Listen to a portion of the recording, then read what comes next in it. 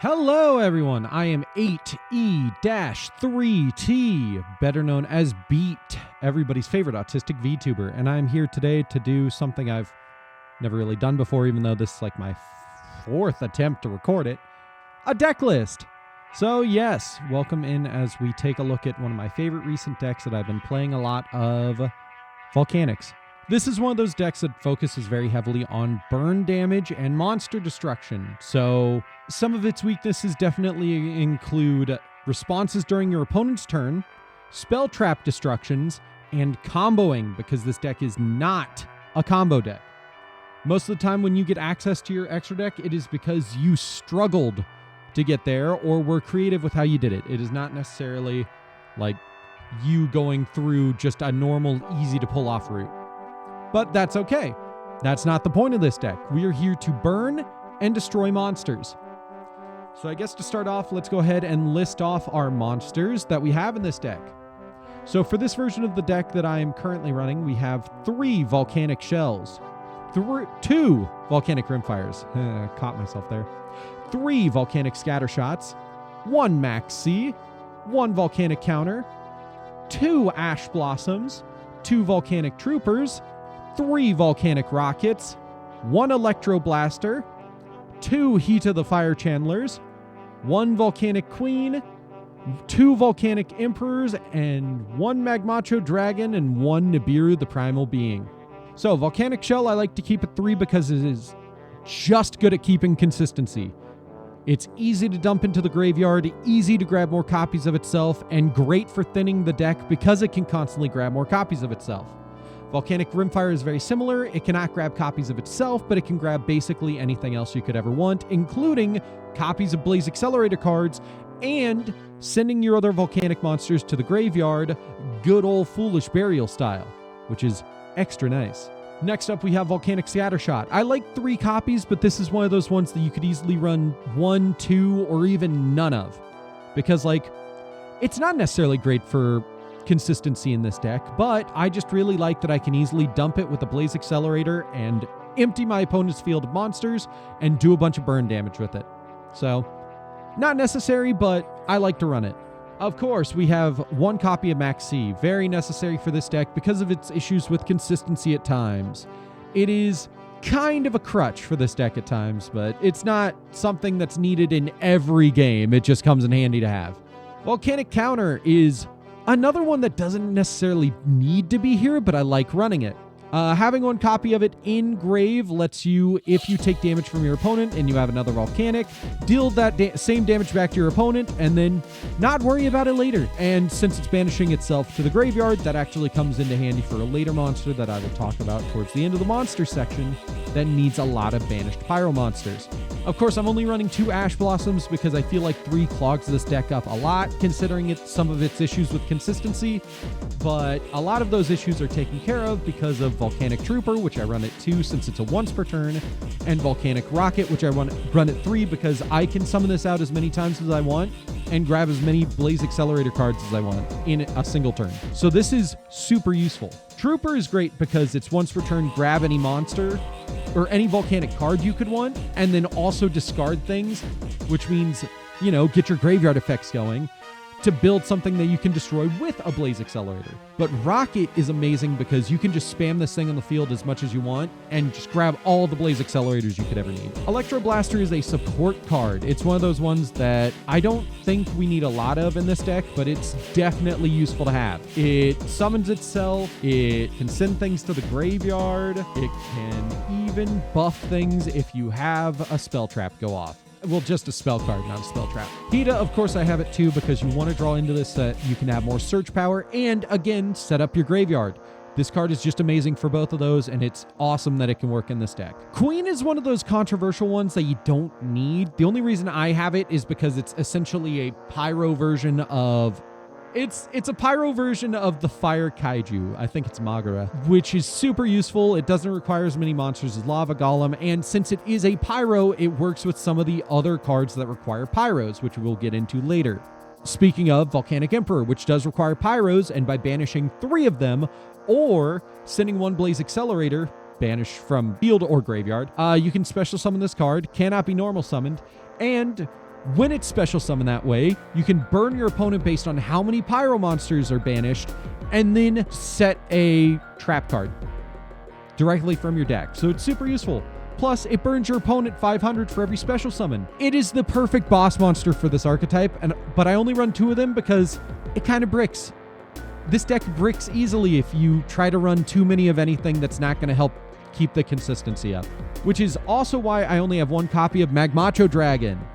This is a Garnet. You do not want this in your hand. You want to immediately dump it into the graveyard because it can special summon itself from the graveyard whenever a fire monster I control is destroyed. You don't want this to go into your hand. You want to dump this as soon as you can. But since it's a pyro monster, there are ways to dump it if it does get into hand. So it is not a full Garnet. Nibiru is another one where it's there to help keep the deck with like non-destruction removal, but it's also, you don't want too many of it. That's why I only keep it at 1. I do that in most of my decks. I don't really feel like I need more than 1 copy of Nibiru. But moving on to the spells, we of course have Harpy's Feather Duster. You need spell destruction. Spell trap destruction in this deck is necessary. None of the monsters have that effect. Most of the archetypal spell traps do not have that effect. Pretty much all of them, actually. So yeah, that's why you have 1 copy of Harpies, 1 copy of Lightning Storm, and 1 copy of Twin Twisters. And Twin Twisters is great because Twin Twisters lets you set up your graveyard. But after that, we do have 2 copies of Oil, which is just perfect because it lets you immediately add things back in a hand to be thrown in the graveyard again and do their effects again. What more can you say? I think 2 copies keeps it at a consistent rate without it clogging your hand. You do want 3 copies of Fire Ejection. Fire Ejection is a great searcher. It lets you send a pyro monster from your deck to the graveyard, and then if it was a Volcanic, you immediately can set off inflicting damage to your opponent based on the monster's level, or special summoning a bomb token. Bomb tokens are great for dealing extra damage to your opponent. But I think the best part is that this is Foolish Burial for fire monsters that has extra benefits for Volcanics. So you can dump anything you want if you don't feel like you need to do the burn damage.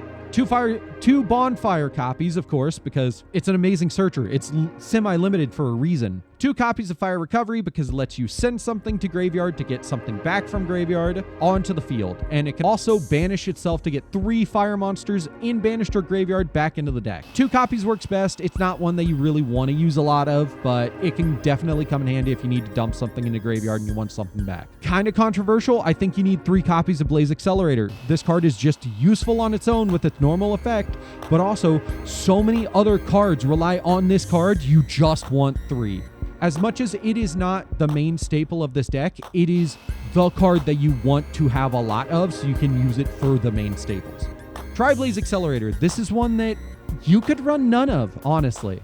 It's nice because it's also a non-once per turn and does 500 damage for every monster that you destroy with it, but it's harder to activate. Moving on to the better cousin of it, Volcanic Blaze Accelerator. This card can activate itself onto the field by sending Blaze Accelerator from the hand, field, or deck to the graveyard.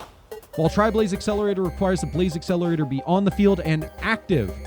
This means this card is activatable all on its own. You just have to send something to the graveyard for it, which sometimes can get in the way, but that's why I only recommend 2 copies of it. You want more Blaze Accelerators than Volcanic Blaze Accelerators. It is a once per turn, so in that way it is a little more limited than Tri-Blaze and Blaze Accelerator, but at the same time it also gives you a once per turn special summon. Moving on though, I do run 2 Called by the Graves because I don't think Crossout Designator works as well with this deck. Not because it's bad, just because this deck doesn't run as many staples you would be expecting to see, and you want to use them yourself, trust me. And lastly, we have the traps. Let's start actually with the ones you would probably expect the most. Volcanic Inferno. This is Volcanic Negation. You can banish a pyro monster from your graveyard to inflict 500 damage to your opponent whenever their monster effect is activated on the field. Then, if it was a Volcanic that you banished, you can negate the effect. Volcanic Emperor works very well with this card because if you get Volcanic Emperor on the field, you are guaranteed to have this on the field. I think 1 to 2 copies of this work, but I personally only run 1. We also have 1 Volcanic Emission. This is a card you could easily run up to 2 of. I don't think 3 would work well, but 2 of them is nice. Lastly, for the one that I think people are going to find most surprising, Gravedigger's Trap Hole. It's literally just, hey, you destroyed something and your opponent tries to activate the effect of the thing you destroyed in the graveyard. Nah, banish it and burn them. Negate it and burn them. You don't banish their thing. It's if it's in graveyard or banished. After listing all of those, let's move on to the extra deck. So first off, we have Infernal Flame Banshee. Link Karibo's here because you have level 1s. That's about it. It's great for getting them into the graveyard just by normal summoning them. Nightmare Phoenix and Nightmare Unicorn, I have 1 copy each because spell trap removal. You need spell trap removal in this deck. Next up, we have some of the Salamandrake cards. I only have 1 copy of each. Sunlight Wolf is great for adding things to hand when you special summon to a spot that it is pointing to. Heat Leo is card removal. That's all it's there for. It is just for spell trap removal again. And finally, Pyro Phoenix is nice because you can just have it on the field to, at any time, target a linked monster and steal it from your opponent's graveyard, or inflict damage equal to the attack of a linked monster your opponent controls. Of course, we also have Hita and Dark. Sprite Elf is not one that you will use a lot of, but it's there. It never hurts to have. It's not one that you need to rely on, but it's one that can definitely help when you have it as an option. That also goes for Pit Knight early. We do also have Decode Talker Heat Soul. This is another one that I just kind of grabbed because I was trying to find something else to add. Moving on though, we have 2 copies of Promethean Princess. This is a fire deck. Of course, you're going to want multiple copies of this because it's just useful. Amphibious Swarmship is also there to just be a big attacker. And that concludes our extra deck. Now, if we want to talk about possible side deck options, I think first off, let's talk about one that I don't think a lot of people use because it can be hard to get out, but it can be a pretty useful option.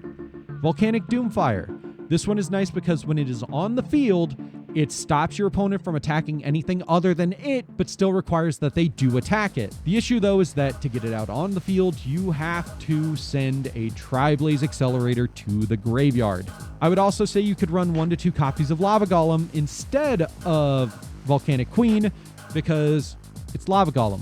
Now, if you're looking for more targets for some of your Blaze Accelerator cards, you're mostly going to want to look at level 1s, which I think there are a few things that are level 1 that wouldn't be terrible ideas. Of course, there are the Snake Eye cards. Most of them are not targetable with the Blaze Accelerator cards, though. I think the only one is just Birch. But like at the very least, Poplar, Ash, Oak, all of those are targetable with Tri-Blaze Accelerator if you want to send them to the graveyard and activate effects with them. And I think you could run 1 to 2 copies of Watchdog. It's just one of those strange cards that's easy to make, but like can get you spell cards from your deck to your field by sending spell cards from your hand to the graveyard. That's what it is. You could run 1 copy of Firebrand Hymnist. It's not something that's targetable by most of the Blaze Accelerators, but it can let you easily get things into your graveyard and set that up for whatever plays you want. There are other Volcanic staples, like there's Solar Flare Dragon. You could also run UFO Turtle. This is another one that's kind of slow, but a lot of people were using it for Volcanics a few years ago. So those are just some ideas. Feel free to check out my social media. I always have those available on my channel and anywhere else you look with my name. We have my Discord if you want to chat with me. We have my Blue Sky if you want to keep up with my updates and just see my opinions on things. And my Tumblr if you want to, I don't know, if you want to just see what fandoms I like and what artwork I find from other people. Of course, there is always my Twitch if you want to watch me live. I don't play Yu-Gi-Oh! A ton anymore, but I still play it sometimes. But you can always just hang out and we can talk Yu-Gi-Oh! I like talking Yu-Gi-Oh! So, thank you all for being here. I will see you all next time. Make sure to like, comment, and subscribe. And if you know anybody that wants to play Volcanics, feel free to give this a share. Later.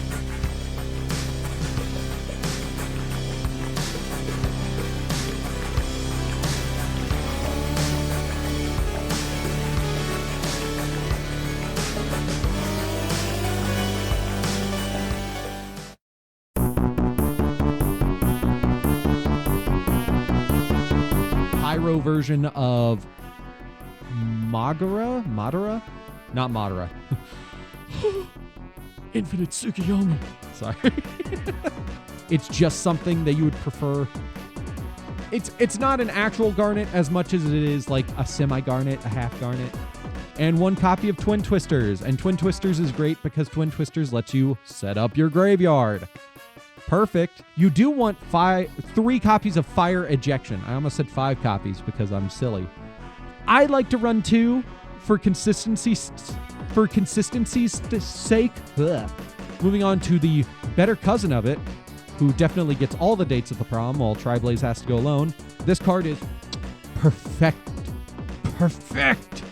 Oh, it's so good.